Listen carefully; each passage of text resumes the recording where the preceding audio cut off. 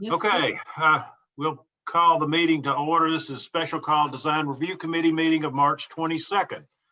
And if the commissioners will please respond when I call your name for the official roll call. Kelly Baker. Present. Susan Besser. Present. Brian Laster. Present. Nick Mann. Present. Lisa Marquardt. Present. Mary Pierce. I saw you. Present. Thank you. Ken Scalf. I don't think Ken is here. Ken is not here today. Okay, Kathy Worthington Present. and Jim Roberts here. I'd like to entertain a motion now to approve resolution 2021-22, a resolution declaring that the Design Review Committee shall meet on March 22nd, 2021, and consider its essential business by electronic means rather than being required to gather a quorum of the members physically present in the same location because it is necessary to protect the health, safety, and welfare of Tennesseans in light of COVID-19 outbreak. Is there such a motion? So moved, Mrs. Kelly. Thank you, Kelly. Is there a second? Second. Thank you, Mary. Okay, then please respond when I call your name. Kelly Baker, Aye. Susan Besser, Aye. Brian Laster, Aye. Nick Mann, Aye. Lisa Marquardt, Aye. Mary Pierce, Aye. Kathy Worthington, Aye. and Jim Roberts. Aye. Due to the COVID-19 outbreak, this meeting will be a virtual meeting. The purpose of the meeting will be to conduct a design review workshop. No discussions on applications will be made at the meeting. The public may call into the conference meeting to listen at 312-626-6799, meeting ID 941-7685-9214, passcode 049510. The public may email comments to planningintake@franklintn.gov to be provided in full to the commission and included in the minutes, but not read aloud during their entirety during the meeting. Emailed comments will be accepted until 4 p.m. on the day before the meeting. The meeting video will be available for public viewing 24 hours following the meeting of the City of on the City of Franklin YouTube account. Today's meeting, the DRC is a subcommittee of the Historic Zoning Commission. The meeting is informal and has been called to provide guidance to the city's consultants as they work toward a proposal for a new city hall building. Studio 8 Design, Matt Taylor and Anna Ruth Kimbrough will be presenting information about the site's historical context. They will also show examples from other communities and will be seeking committee feedback on the presentation. So, Matt and Anna Ruth, welcome. The show is yours. Thanks, Jim. It's good to see you. Good to see you. It's been a while. I know it. I know it. Thank you guys for all taking the time to do this special meeting. We know you've got a lot going on and you've had a lot of meetings lately, so we really appreciate y'all being here. You can see Anna Ruth there pictured in the boxes of Hollywood Squares, and also want to introduce Matt Edwards with OHM, who's our design partner on the project as well. So we're all excited to be here, and as I assume many of you are, excited to be talking about a potential new city hall. So the phase that we're in now is really about the programming and working towards developing, doing a lot of public input and developing an overall high-level master plan towards the end of the year, getting approval for that, and then really starting building design next year. So we're in the case study research portion of this first phase. I'm going to walk through our historic and context case study with you all. I'm sure a lot of this you all will be familiar with because of who you are and your involvement with the city. But I am going to try and move through this front part kind of quickly because I think some of it will be familiar territory for y'all, but we want to try and leave time for questions and discussion at the end. So ordinarily we're all about discussion, but I think if we can walk through this, we can always jump back to things if you guys would like to. So with that, I'm going to share my screen and get this started for you.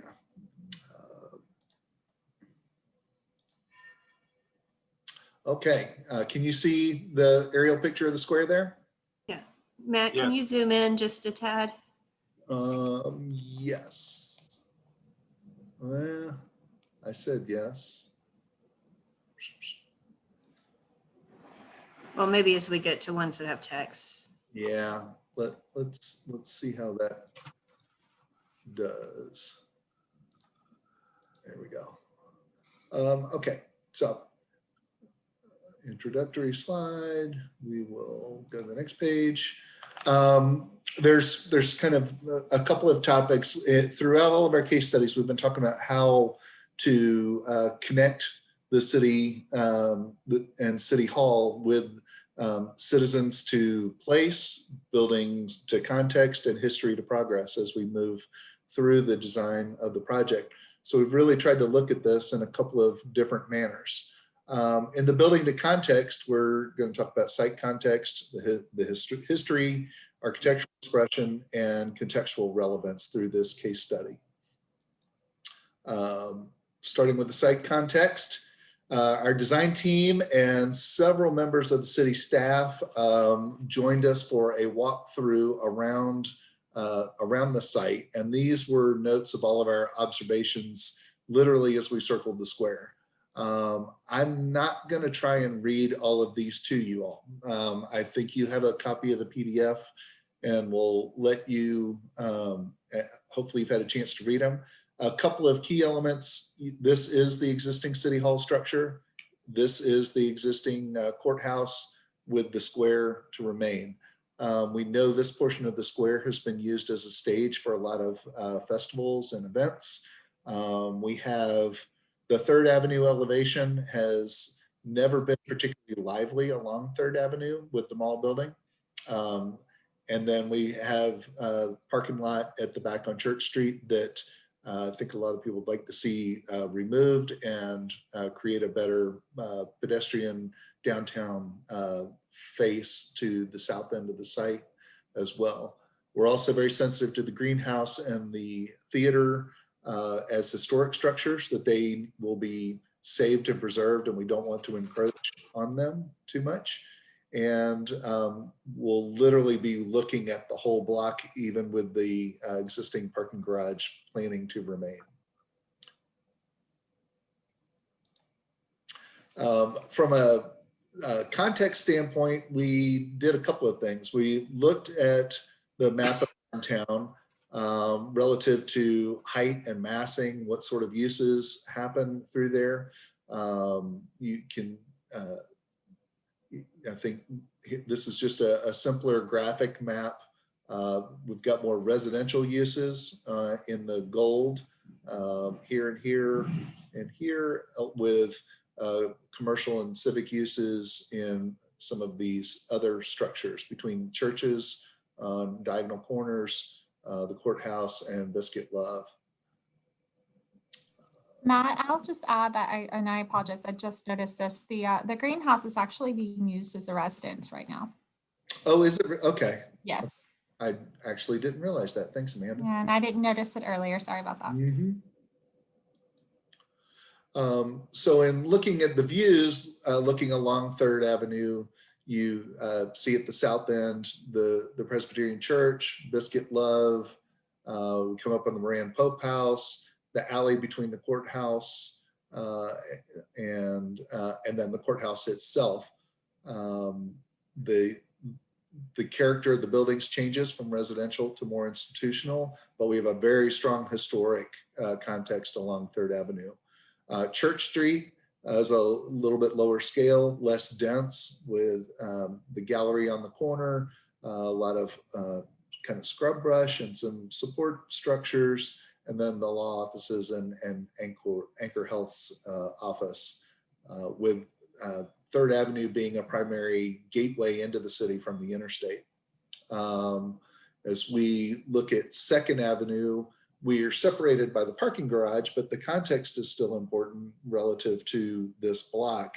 And having the church and Masonic Lodge at the north end, closest to Main Street, and then transitioning to the brownstones, which are residential, but actually step up in scale along as we approach Church Street again. Physically, those buildings take on very different scales. So looking, the gold is the existing City Hall building that will be removed. You see the low scale at Church Street with the buildings across the street, and then the higher scale along Second Avenue, fronting the parking garage and the theater and the greenhouse. We look the opposite direction along Third Avenue. We've got so the lower scale at Church Street, and step up to the courthouse and 231 Public Square as we get closer to Main Street. The historic buildings kind of flirt in between that with their roof forms, but certainly a little more residential in scale than the scale of the courthouse. Similarly, looking across the site, cutting through the courthouse and looking south, again, the scale of City Hall is actually pretty low compared to the parking garage and the courthouse in between.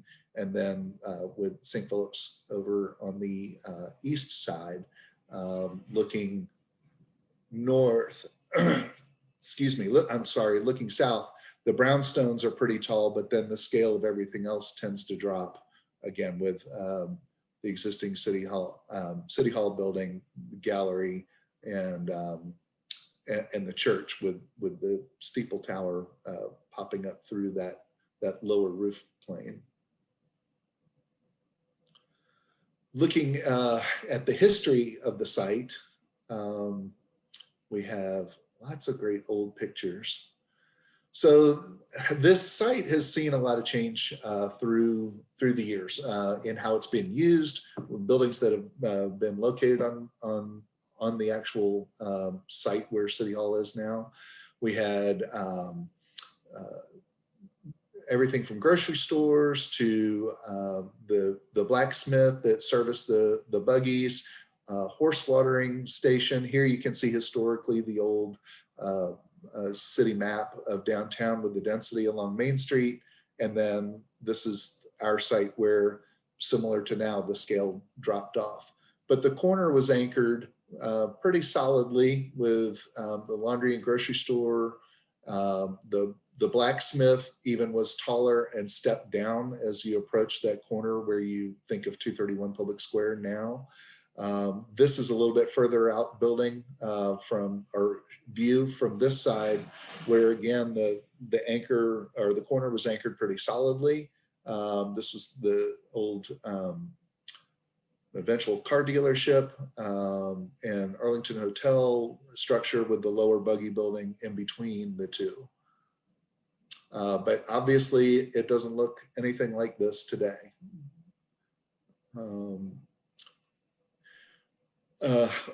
Stables were something that we found a lot around the downtown area, and they presented some really interesting architectural history. When you look at Cotton's livery stable up here, closer to when it was originally built, and then later in life when it was painted, it pulled on a lot of the downtown urban detailing with brick corbelling and the stepped parapet wall, but it had these grand arches, which were intended to allow people as they came into town to literally drive their horse and buggy right through these arches. It fit in a little bit more with the urban context rather than looking more like a barn on a farm, and were pretty solid structures. There were a couple of these around. There you can see Cotton's in the relative to the courthouse, and where the laundry and grocery were anchored up on the corner. Here's a view of that same view today, pretty close, where you see Church, Courthouse, and City Hall. So it's a very different kind of streetscape now from what used to be there at one point. So as we're thinking about design strategies and what happens with the building, we looked into some of the history of things that supported the community. Dr. Cliff maintained a garden along 2nd Avenue that was famous for its flowers. His grandson, Joe, was one of the early aldermen of the city of Franklin. Both lived along 2nd Avenue. The flower garden was right where the parking garage is now, but that seemed like a really interesting tie for green space downtown. The Pie Wagon is an old tradition that everyone was aware of that was shown over here off of 3rd Avenue, closer to the courthouse, before it moved up to the northeast or northwest corner of the square later on. The corner of 3rd Avenue, and Mary, I'd be curious if you know any of the history of this, but we've seen references to it as Water Trough Corner, where there was a water trough that served as a real gathering place, really at the corner of somewhere close to the corner of 3rd and Public Square. Not been able to find it on a map. We've only heard anecdotal stories about it, but it served as a real crossroads where people came into town. They parked at the stables, they brought their horses here to water, they stopped at the grocery store and the laundry, and it was a real community gathering place, much like this quadrant of the square is now when we have festivals downtown. So looking at some of those elements on today's aerial map, the old livery stables were located mid-block along 3rd Avenue. Then we also had 2 others up along Main Street. And these were all similar to that photo of Cotton's with the giant arch in the front. The historic garden was here. We now have some potential for green space at the south end along Church Street around the greenhouse and next to the theater where we don't have some massing. The church corner provides kind of an iconic landmark with the steeple. We may, and looking for opportunities of how we may connect to the residential side of 2nd Avenue and the neighborhood. And we're kind of looking for historic elements that we might be able to draw upon as we start looking at the forms and rhythms of what the new City Hall might be. And Matt, I would add that the green space allows a little breathing room around the historic structures, the greenhouse and the theater. There's a potential to allow some, a nice park feature or green space around those and some breathing room from the building to the historic structures. Yeah, thanks, Anna Ruth. That's exactly right. We've talked about that as helping to continue to buffer and protect the setting of these 2 historic structures downtown. As we look at some of the architectural expression of downtown, the original city plat of the city grid, you can see was a very regular layout of the town. Equal, modules for the lot sizes. As we look at the actual architecture along Main Street, there's a pretty regular rhythm of the width of the buildings. This tends to be in the 24 to 25 foot range generally. And then there's also pretty consistent height.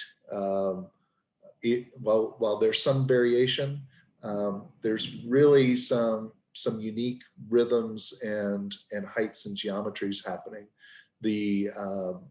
Most of the buildings were 2 to 3 stories. They had large storefront windows at ground level for where there were predominantly retail stores for display, and then punched window openings in the upper floors where you may have had offices or even some residences, depending on the building and the time period.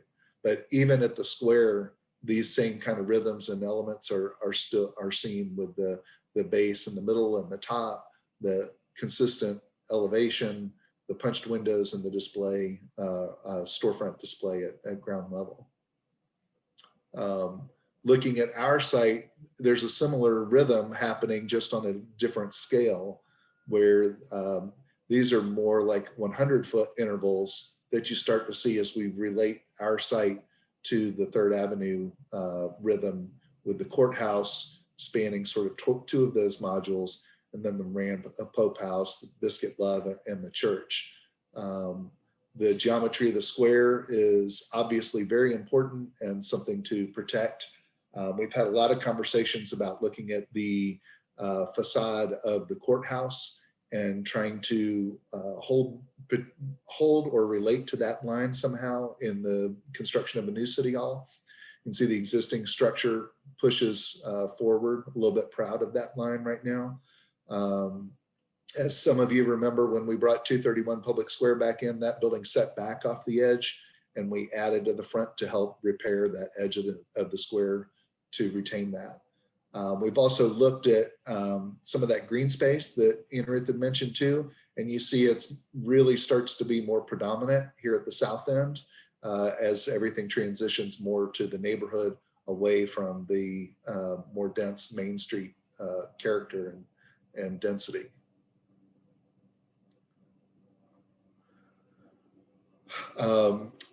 This architectural expression of the arches is something that we found and we don't see as much of anymore. There are a few left, but it was really largely a function of these stable buildings.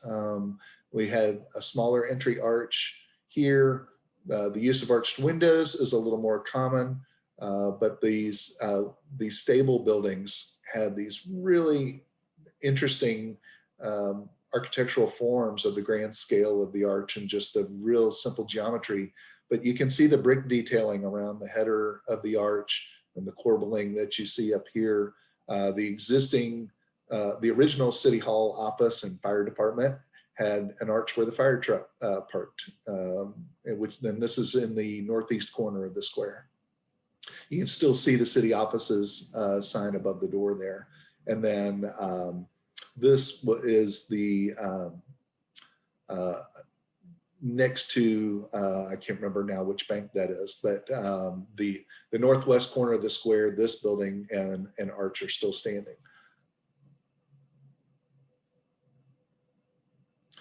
So again, as we look at what some of the other details and geometries and materials are throughout downtown now, there's a lot of predominantly brick.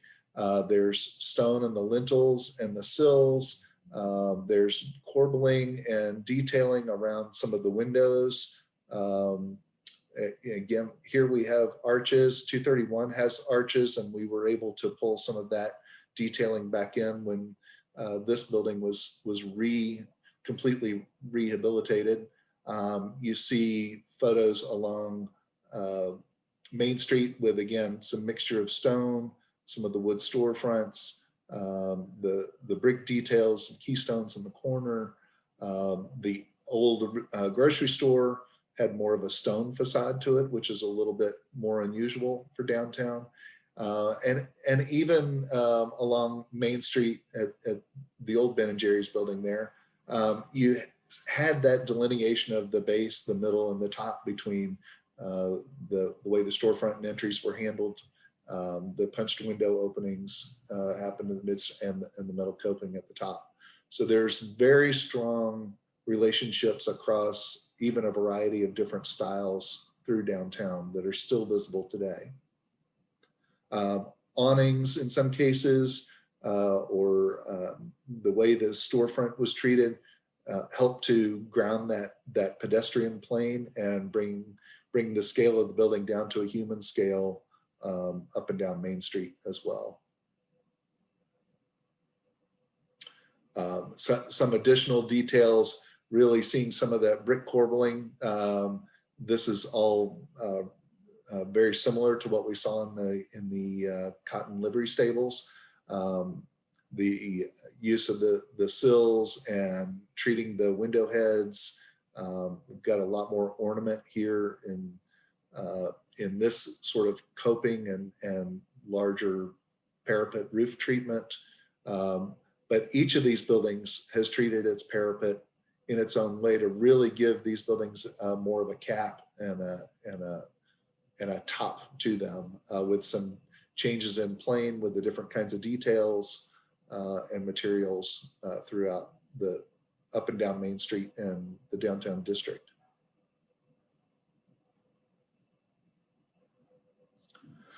So we look at some of the contextual relevance to downtown.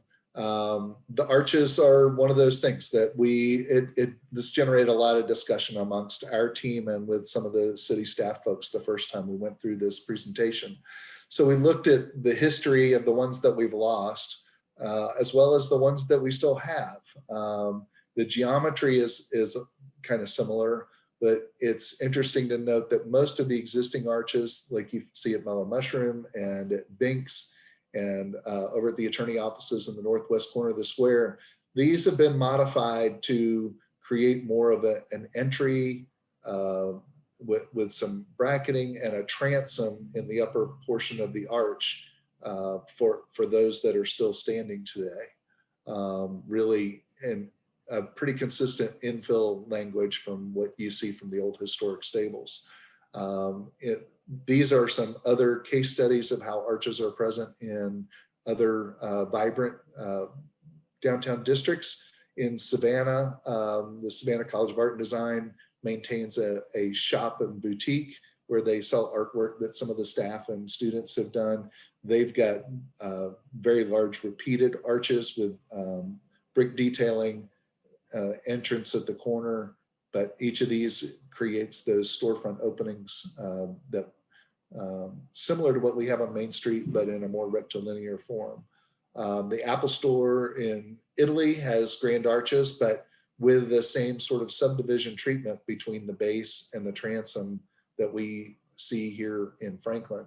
And then this was just another example at the Sydney Theater here, where they use a rather grand arch to help signify the entrance of the theater building and introduced a canopy to help drop the scale, subdividing between that base and transom approach, but maintaining the geometry of the arch across that portion of the building.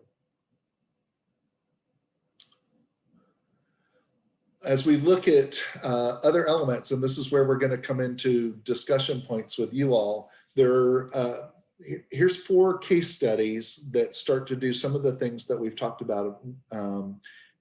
As you know, City Hall buildings aren't built every day, and they're really not built every day in smaller historic Southern towns. So finding new City Halls in places similar to Franklin is not as easy as you might think. So we looked at other types of similar towns with vibrant Main Street districts with low to mid-rise, new construction happening to blend with the urban streetscape of a Main Street and pedestrian activity like we have, and how these different communities have done that. So we wanted to share a couple of things that deal with issues that we are seeing in our City Hall site. So the use of brick and stone is consistent. Let me scroll down. This is Mount Pleasant, which is essentially Charleston, South Carolina. Mount Pleasant has its own town hall and is across the river for those of you that have been there, which I imagine are most people. Montclair, New Jersey, and Birmingham, Michigan may be 2 areas you're not as familiar with, but these buildings really spoke to us in terms of how this could potentially be an anchor along 3rd Avenue and create a much more pedestrian-friendly streetscape at a human scale and help break up the massing of the building as it goes vertical and then even step back at the top. This is a villa in Potsdam, Germany. This will become a little more apparent later, but we started to talk about whether as a civic building, classical architecture or neoclassical architecture might be appropriate, since we're not creating a retail building. This Montclair, New Jersey building, we felt really anchored the corner of its site very well, had a really strong base, middle, top. It changed expression at the top, which is probably a little contemporary for our context, but is a new building being built in a historic condition. We really identified with this reveal to help create this solid anchor at the block, and then also maintain the edge along the street here. The Mount Pleasant City Hall, this one actually is a town hall in a historic community. However, this is a more suburban version of it. It's also a LEED certified building, and LEED certification is going to be a requirement for our building. So we wanted to look at how they handled things like the rhythm, the materials, some of the louvers for daylight, They created a porch on the end for outdoor public gatherings, which also created a little bit more of a civic anchor on the end of the building as you approach from this direction. So I have larger slides of each of these to help point out some of these same points. Again, the clearly defined base, maintaining the street edge along 3rd Avenue. We've talked about the potential for mixed use and some other businesses and activities potentially having a home in City Hall. How we break up the massing as we go vertical, the opportunity for some rooftop terraces or green roofs. Daylight is going to be a very important characteristic of the new building for us on the LEED standpoint. The exterior materials in this building, while you see the rhythm of the coursing in their brick, it's a little bit more monolithic than some of the other options. This does have the punched window openings above the storefront, and it has canopies at the entrances. In this case, this building's a little bit taller than we would probably be in our specific site, but they used a larger punched opening to tie these 2 floors together and help emphasize the top with the smaller punched window openings. And then they still maintain a very vertical rhythm similar to what we see in downtown Franklin, especially along Main Street in the square.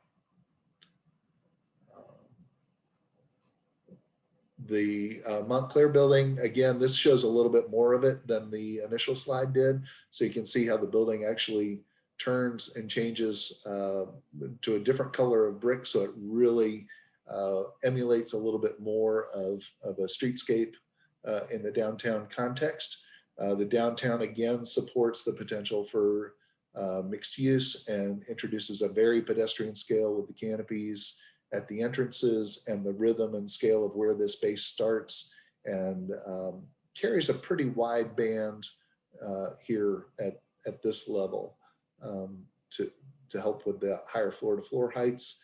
There's the same potential for rooftop access up on this roof, the punched window openings, and the same vertical rhythm where this reveal and break in the block of the building helps really define the street edge along this overall facade, but reinforce the vertical rhythm and anchor this corner here at the street. Mount Pleasant, again, this is a new city hall in a historic township. It's using brick and stone materials. It has punched window openings. It is a suburban location rather than a more urban location like downtown Franklin. It does have elements like the porch and the louvers that are helping them meet their LEED certification needs. You can see where the entrance is expressed with a little bit different architecture here at this end. And there's just a balance of how they approach the LEED requirements with the traditional character. And this is a little bit more modern interpretation of some of the traditional elements that you'll find in Mount Pleasant. And then the idea of whether the classical style might be appropriate, since we are a government building and a civic building, as opposed to a Main Street retail mixed use building that tends to come with some different materials and detailing. I think we have a little bit of a question. The courthouse does a beautiful job of blending style between the significance of the courthouse with the surrounding buildings rather than contrasting too much. But at the same time, we don't want to mimic the courthouse and take away from it and show it any disrespect as we flank either side of 3rd Avenue there. Those are 2 government buildings that will straddle 3rd Avenue, both facing north on the south end of the square.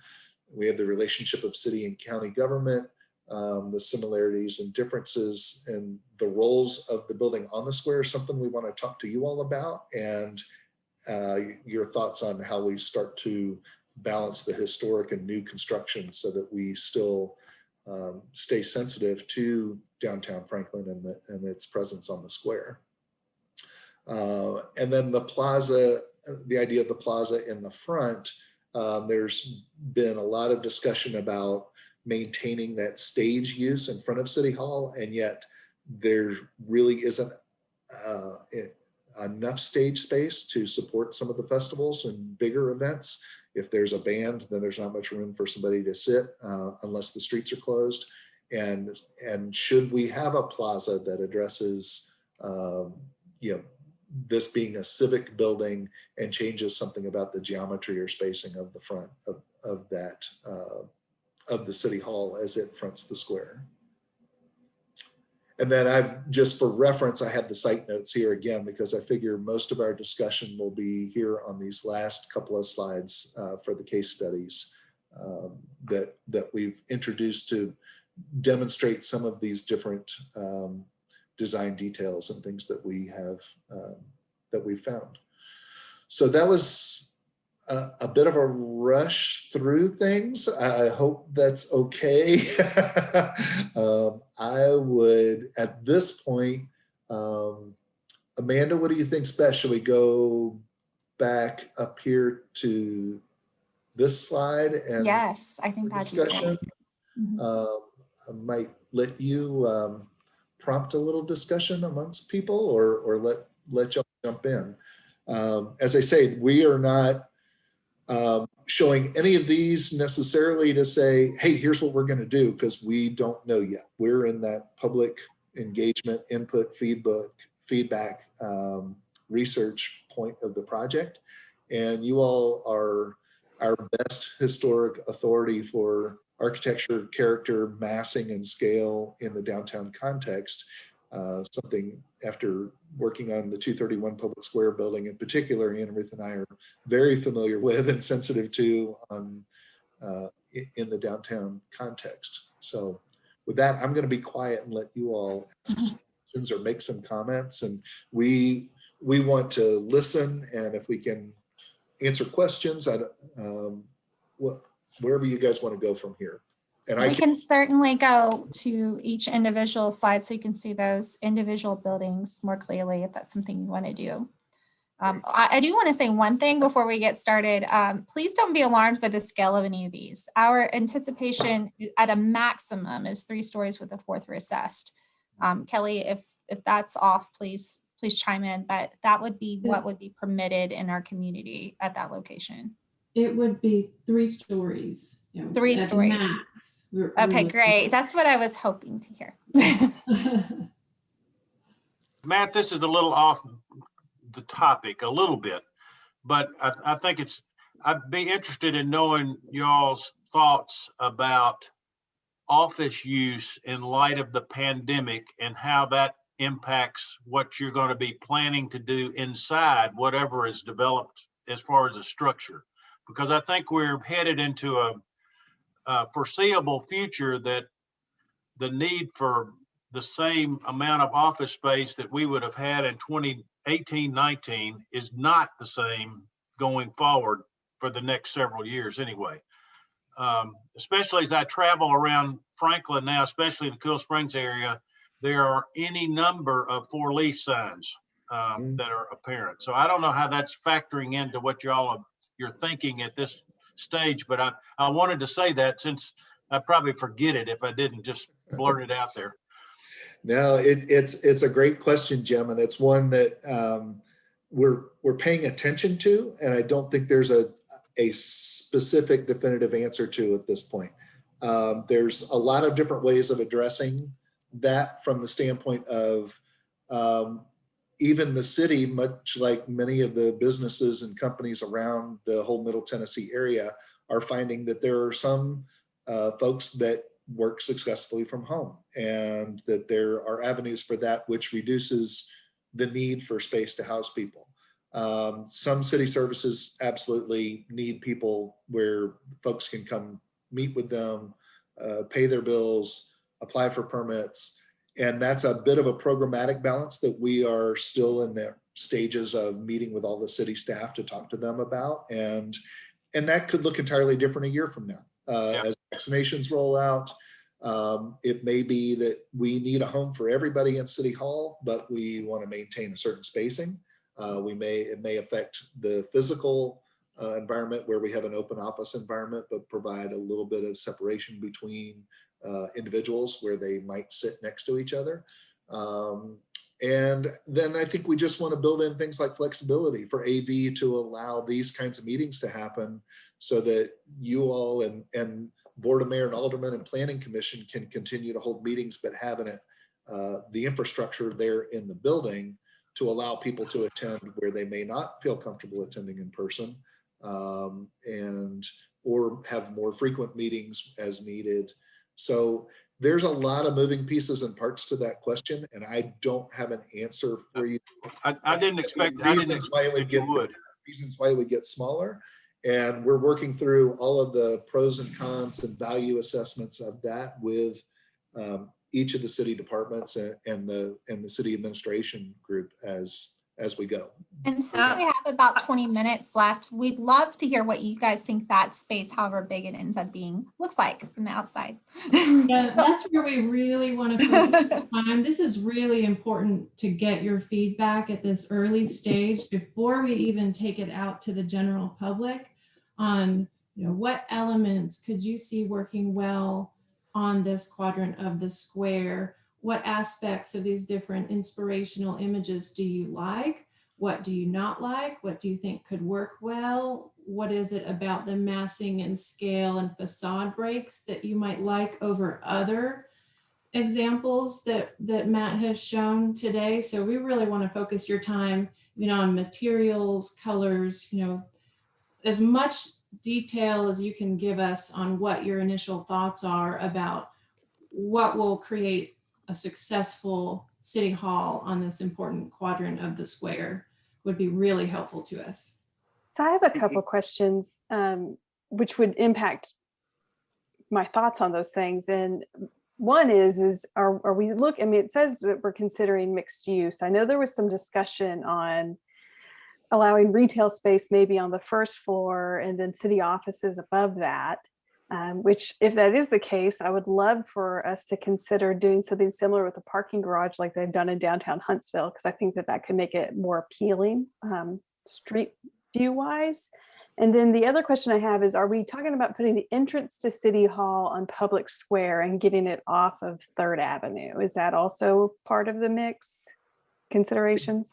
I think that's one of those questions we're looking for feedback on, because security is not particularly tight in the existing City Hall with multiple entrances in so many different places. And it's definitely, as we look to build a 100-year building ahead, going to be a concern. So we obviously need a presence on the square and on 3rd Avenue. And what are y'all's thoughts about that and relative to access and how what sort of presence those buildings have on those edges? Now, I'm not the designer or the historian on the commission, but I will throw that I love the idea of putting the entrance to City Hall back on Public Square, because historically it's been there. And so what a great way to sort of nod towards the history of that. Maybe even having a similar, not identical, not even trying to be identical, but sign built into the front facade. I love the idea of activating 3rd Avenue in a way that hasn't been activated in quite a while. I mean, obviously, again, there's a history for that because there used to be a mall there. And so doing that in a way that could activate that street and kind of spread some of the joy that we have in downtown towards that direction. And as far as breaks and stuff like that, one of the things that's come to mind for me is 99 Main, and some of my fellow commissioners may not feel this way, but I don't view the way that we use the brick color to break up the facade as a success. Those brick colors are a little too similar to me, and they don't quite break up and flow in the way that I think we were hoping to do. And so I would like us to not replicate that. This is Nick. Thank you so much, Matt, for putting this together. I'm new to the commission. I found this really helpful and interesting. I just want to provide my thoughts on the retail piece of this. Because like Kelly, I think that's going to have a huge impact as we've seen on this. Whether if there's a retail component, I think it's going to look significantly different. I'm a little bit hesitant to include retail on the bottom floor of this, just because of the volatility of retail. If we have a volatile retail period and some of those spaces go vacant, that is going to have a very distinct look on the remainder of the building for office space. And with that being downtown, that just makes me nervous. I think in today's market, it looks great. I think we'll have the tenants there. But if there's ever a downturn and those tenants are vacating, it's tough luck, and there's not much you can do with the space. So with this being a civic use, I do have a lot of heartburn with the retail. And so with that, I would probably vote against the retail for those reasons. And I did like the New Jersey building. I think it was New Jersey, where you could scroll down just a hair. Nope, I'm sorry, the Michigan. Nope.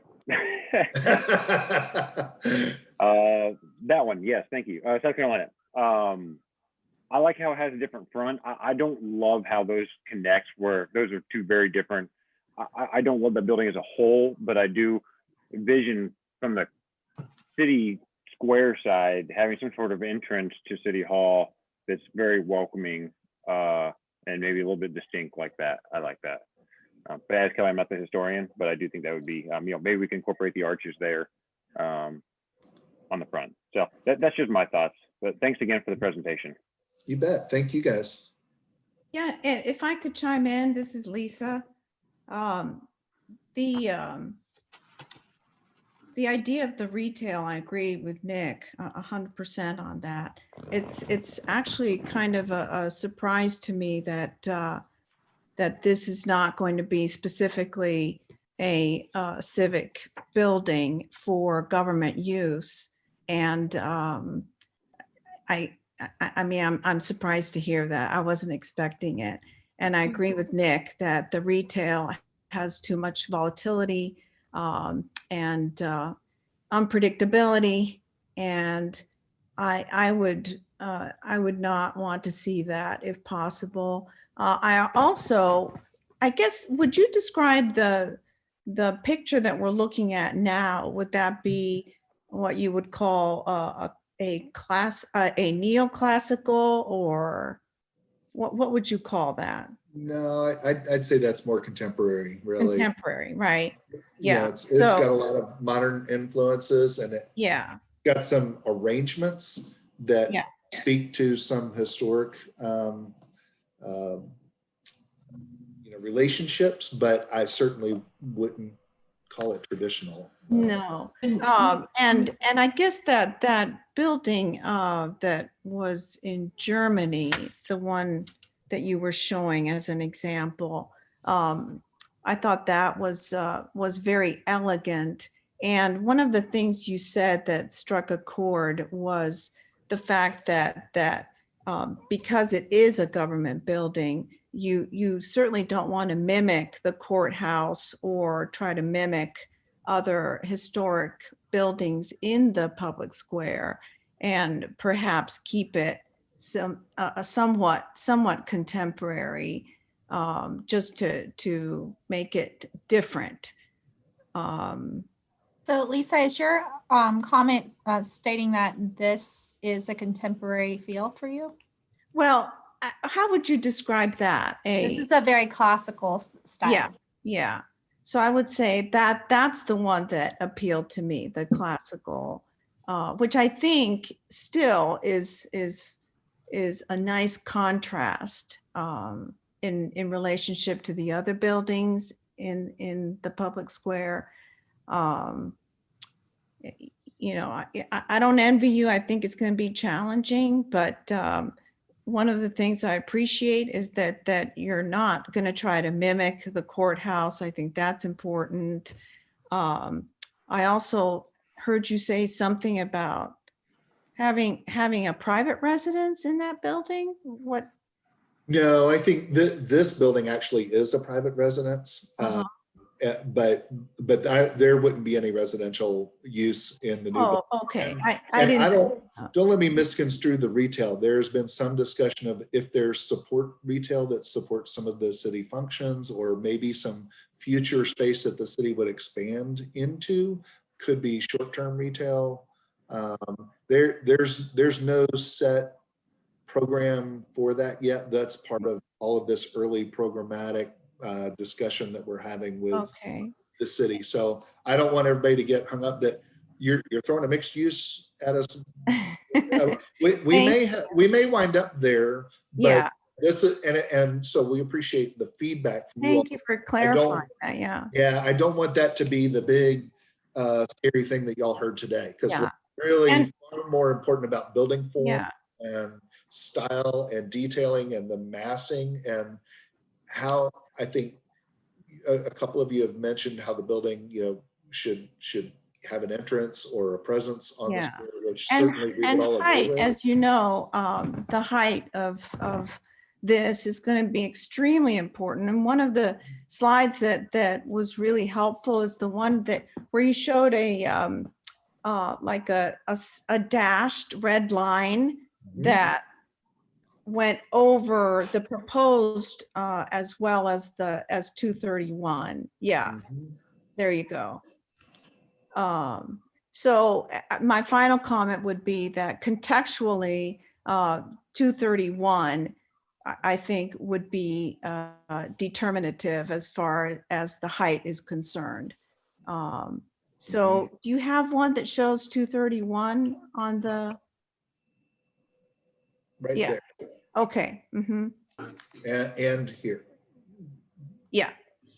So those would be my comments. Thank you. That's great. Thank you. Hey, Matt, this is Brian Laster. Appreciate your presentation. And I would like to fall into the camp of both Nick and Lisa on the retail portion of it.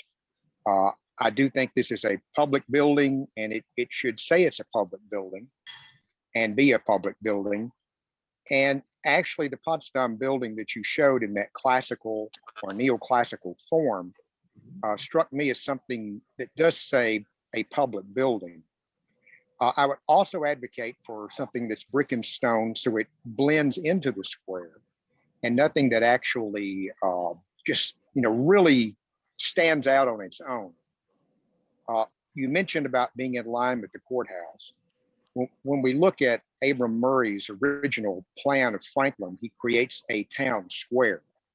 And I know we've created a roundabout for the traffic flow, but I think it's important to maintain that feel of a town square.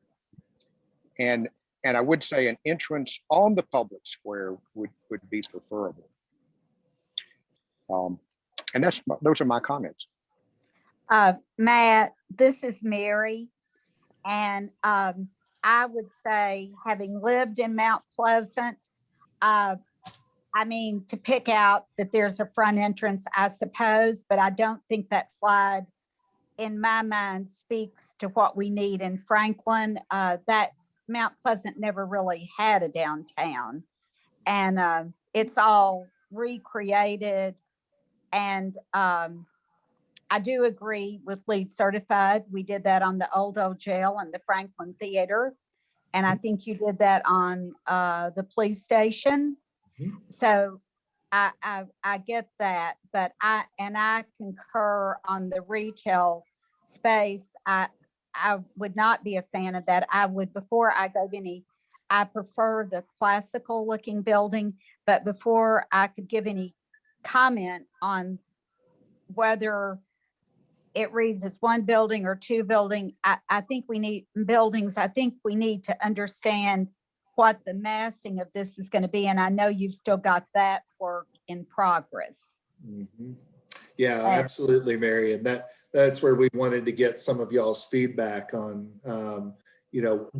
I think the first two case studies deal with massing in two different but successful ways.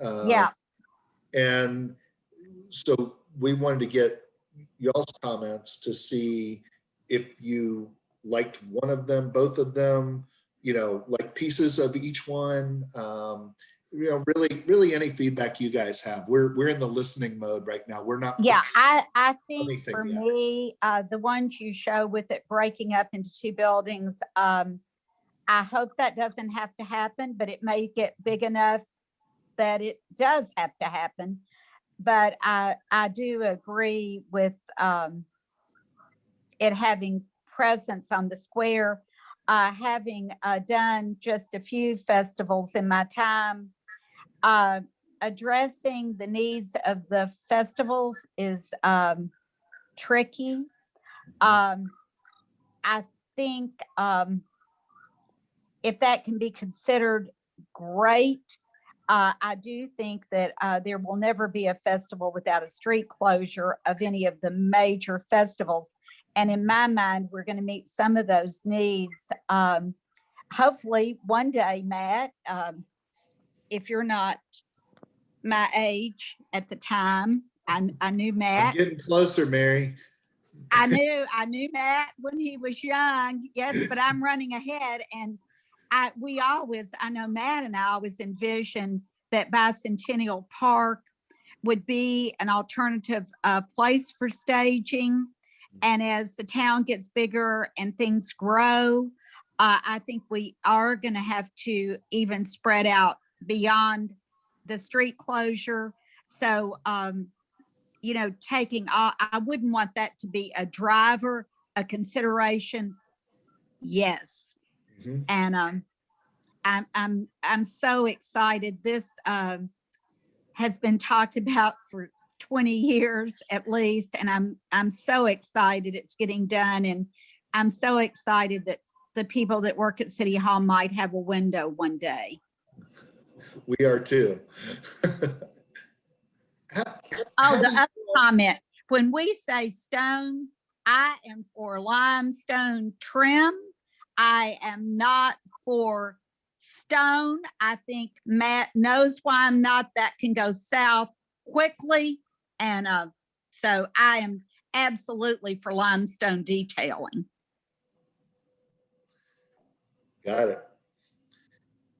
Relative to that sort of stage and the presence on the square, do y'all have strong feelings for or against the idea of, does the building plane need to line up with the courthouse to hold that edge? Or if we had a plaza in the front space and there were potentially some steps or other elements to help define that plaza to create more of an open space that the building edge might not line up with the square. I don't think it should be forward of the courthouse, but if we pulled it back, how Do you mind going to that slide, please?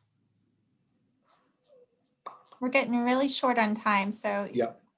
So we have the courthouse here, and I think there's, no matter what, we have a definite relationship to this size, the massing, especially since it falls into the rhythm of the street here. This black line represents that front edge of the courthouse. The square would come across, obviously from 231 here, but if a plaza maintained this and the building edge potentially came back, do y'all love that? Do you hate that? Do you not know? We're trying to think about everything we can think about at this point, basically, and so make sure that we get some feedback on the different ways to use the space, use the square, and establish that setting and the presence for the City Hall. I would like to, I'm still getting my head wrapped around this, quite frankly. But I have to say, I know. I have to say, Matt, that it's a beautiful presentation and I'm so excited. If you could, I'm going to have to send my comments in because I think I really need to think about it pretty hard. But I will say one of the things I loved is that you brought in the stable elements. And I think that could be very significant. And the thing I think is going to be, and I know this is, but you did such a good job with 231, and it's like, but you can't, it's got to be different than that. And I think that's the challenge for you, is making it different. And you know, I know you can do that, but still, because you was bringing in all these elements from the context of the square and, you know, talking about the building that was there before that. So at any rate, I'm going to mail my comments in if that's okay. I'll email them. Sure. Well, and keep in mind we're coming to you guys at the front end of this process where there's going to be a lot more public engagement starting. And Kelly can certainly speak to that a little bit more, but this will not be the last time we come talk to you guys. And we've got years ahead of us to get this project done. So this is going to be an ongoing conversation. What we want to do is get started. We have a million possibilities. I think we understand a lot of the things that are important about downtown and this site in particular, which we hopefully demonstrated at least some of those today in this presentation, but there's a lot of different ways we can go with some of those things, and we can still maintain and respect some of those elements. So that's Kathy and Jim. Sorry to interrupt, Matt. Kathy and Jim, do you have any comments about the exterior? Kathy, you go ahead. Okay, Dick. Hi, Jim, Matt and Anna Ruth. Thank you. I do like that idea of the plaza, as opposed to, you know, the footprint or the matching the line of the courthouse.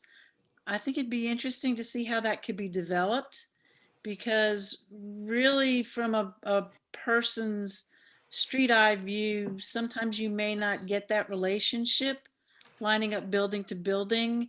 And I think it would also be an opportunity to study at mass. It might be a way to reduce building mass, yet incorporate a bigger plaza festival.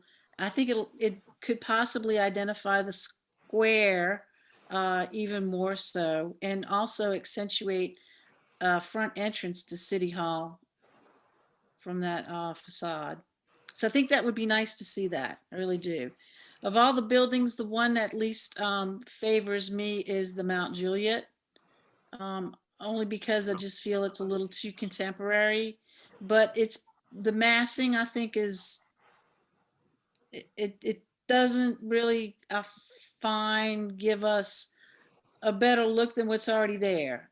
If I just had to squint at it and look at it, I could see the existing building just being jacked up about another 10 feet and, you know, pop some windows in it. And it almost has that same feel to me. So that's my least favorite. Mm-hmm. That's great. That's all very helpful.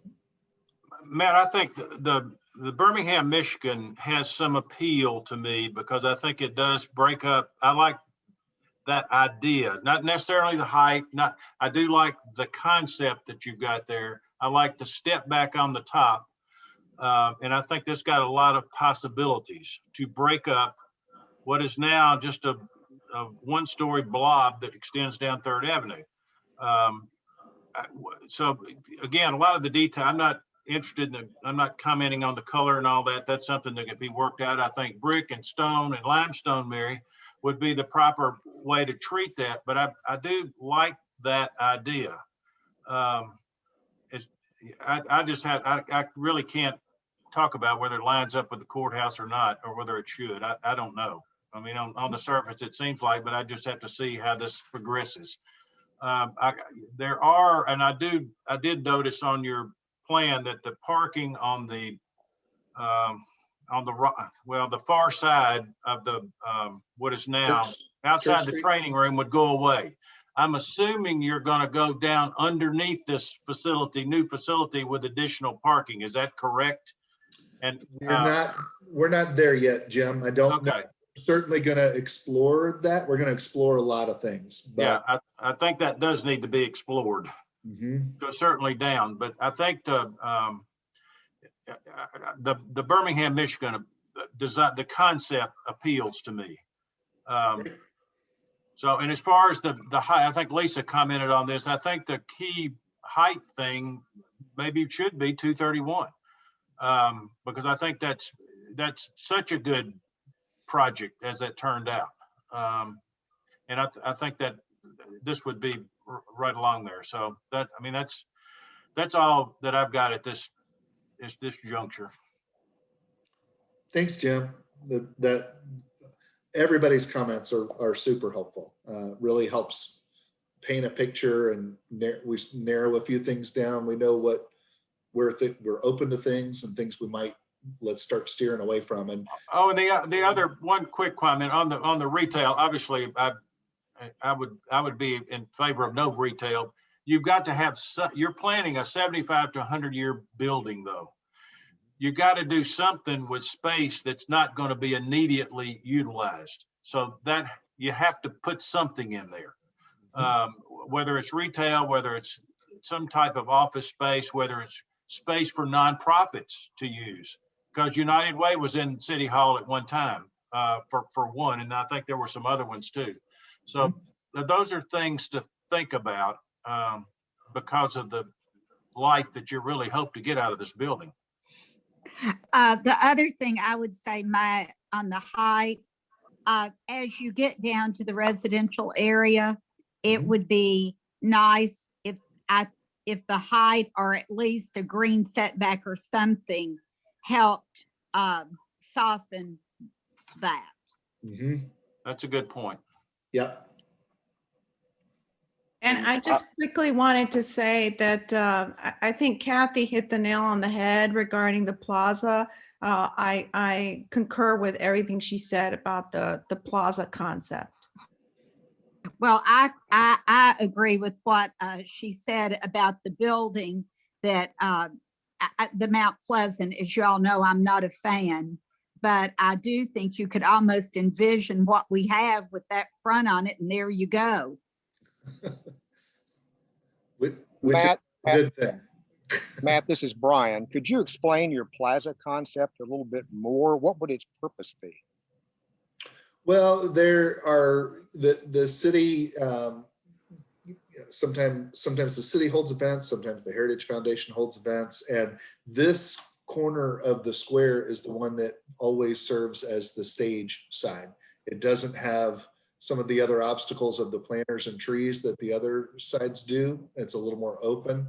Right now, there's a little bit of a plaza.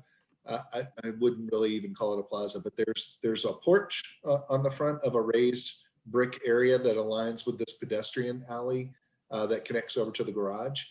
But there are times where this is where the stage function would be, and it could even grow into where the mayor holds his annual address or other city proclamations.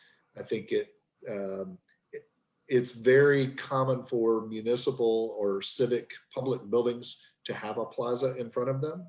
And so there's, you can look at it as the square is the plaza, or we really need something that's more functional relative to this portion of the square.